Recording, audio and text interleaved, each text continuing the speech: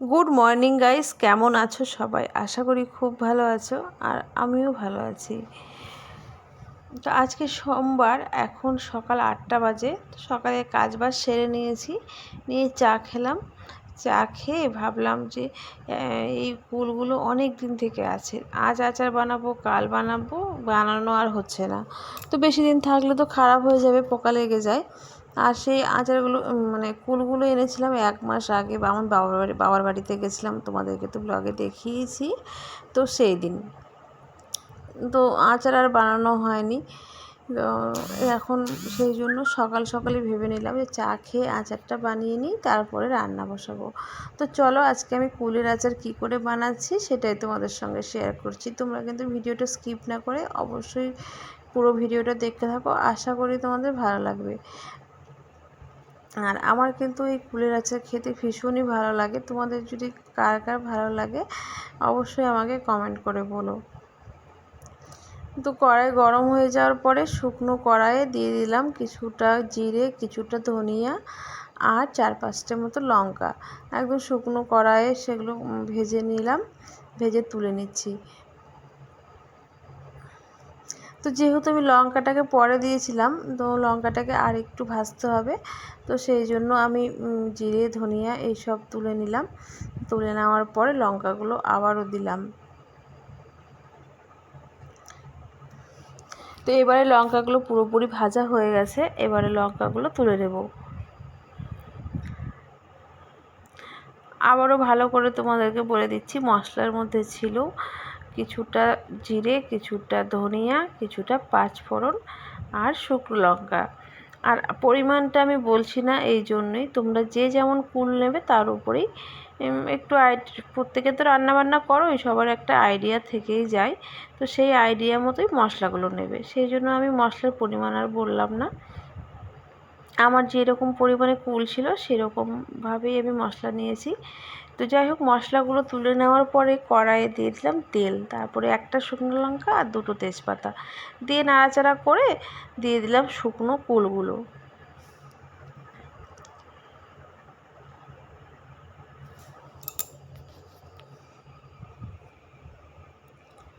এবারে তেলের সঙ্গে কুলগুলো ভালো করে মিশিয়ে নিচ্ছি।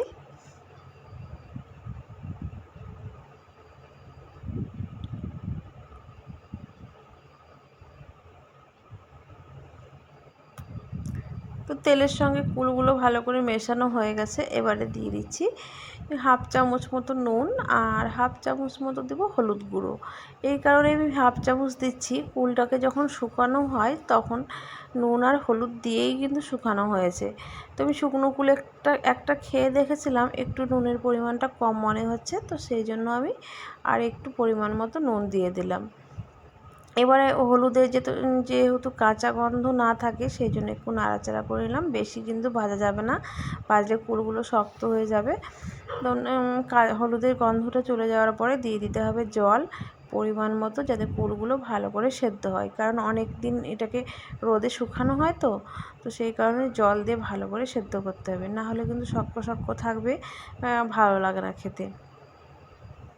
এবারে এটাকে ঢেকে রেখে দেবো মিডিয়াম আঁচে, ভালো করে ঢাকা দিয়ে রেখে দেবো। আর ওদিকে কিন্তু মশলাগুলোকে শিলনোড়াতে বেটে নেব।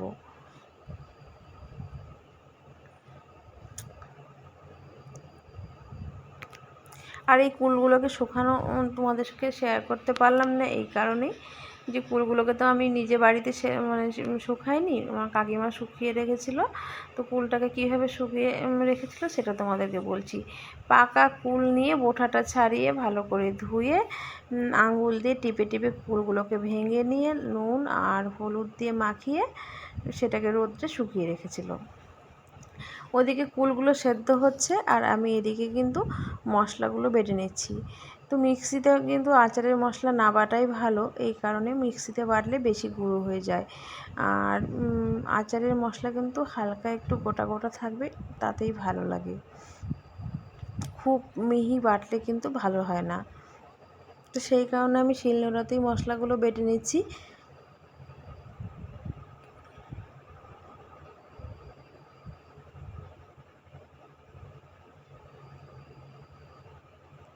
তো মশলাগুলো বাটা হয়ে গেছে, এবারে আমি লঙ্কাগুলো বেটে নেব। আর মশলাগুলো দেখে নিশ্চয়ই বুঝতে পারছো যে হালকা দানা দানা কিন্তু আছে, খুব একদমই প্লেন আমি করিনি। তো এবারে লঙ্কা বাটছি। আর তোমরা চাইলে লঙ্কাটা ভাজার আগে লঙ্কার বিচুনগুলো অবশ্যই ফেলে দিয়েও ভাজতে পারো, আমি ফেলিনি ইচ্ছে করেই।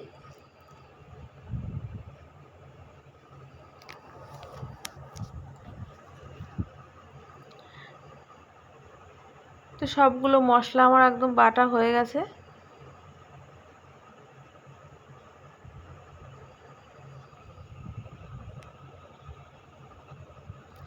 এবারে ঢাকা তুলে কুলগুলো দেখব। তো জলটা সম্পূর্ণই শুকিয়ে এসছে। আর জল থাকতে থাকতে কিন্তু চিনি দেওয়া যাবে না। তো জলটা শুকিয়ে এসছে, এবারে কিন্তু দিয়ে দেব পরিমাণ মতো চিনি। আর জল থাকলে চিনিটা দিলে কি হবে, বেশিক্ষণ ফোটাতে হবে। আর বেশিক্ষণ ধরে ফোটালে কিন্তু আচারটা একদম আঠালো হয়ে যাবে। ওটা খেতেও খারাপ লাগবে না, কিন্তু একটা মানে চিটচিটে ভাব থাকবে। সেই জন্য চিনিটা সম্পূর্ণ মানে কুলের যে জলটা সম্পূর্ণ শুকিয়ে যাবে, তারপরে চিনিটা দিয়ে মেশাতে হবে। আমি কিন্তু গ্যাসের আঁচটাকে মিডিয়াম করেই রেখেছি, দিয়ে এরকমভাবে নাড়তেই থাকতে হবে যাতে চিনিটা ভালো করে মিশে যায় আর গলে যায়।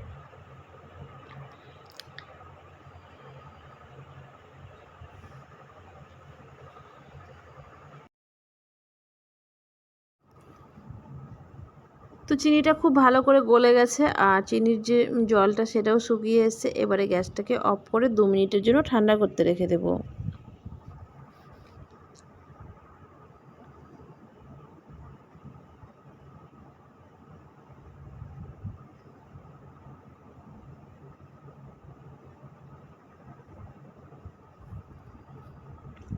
দু মিনিট বাদে বেটে রাখা মশলাগুলো এবারে আচারের মধ্যে দিয়ে দিচ্ছি।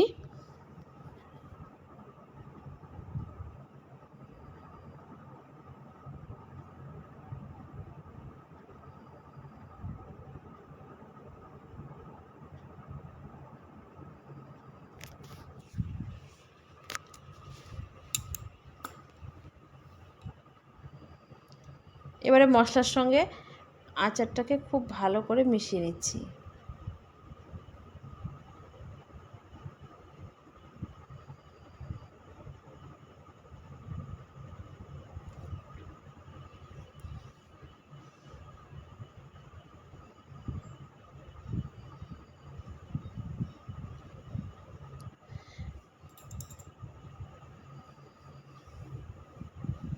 এবারে প্লেটে তুলে নিয়ে ঠান্ডা করতে দেব, তারপরে একটা কাঁচের জারে আচারটা ভরে রেখে দেব।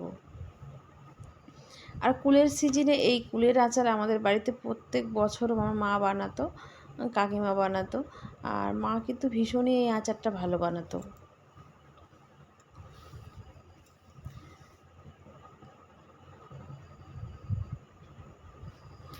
তো আমার এই আচার বানানো আমার মায়ের কাছ থেকেই শেখা।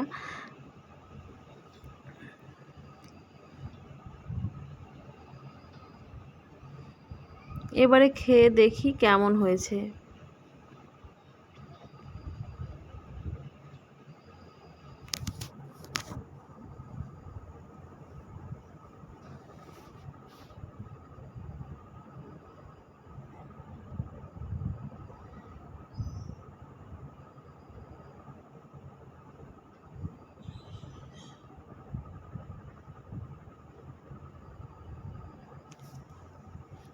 তো খেতে খুব সুন্দর হয়েছে, মানে খুবই সুন্দর হয়েছে, সব কিছু ঠিকঠাক।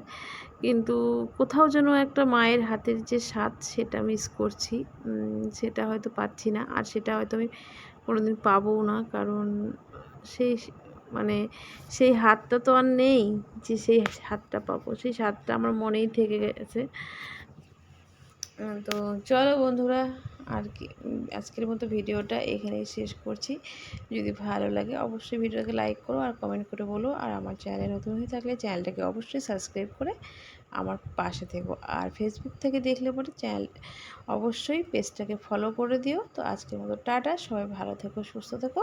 আগামী দিন কিন্তু আসবে নতুন এক ব্লগ, কারণ বাড়িতে পুজো চলে এসছে, পুজোর অনেক রকম কাজকর্ম, সেগুলো নিয়ে ব্লগ আসবে। তো চলো আজকের মতো টাটা, সবাই ভালো থেকো, সুস্থ থেকো।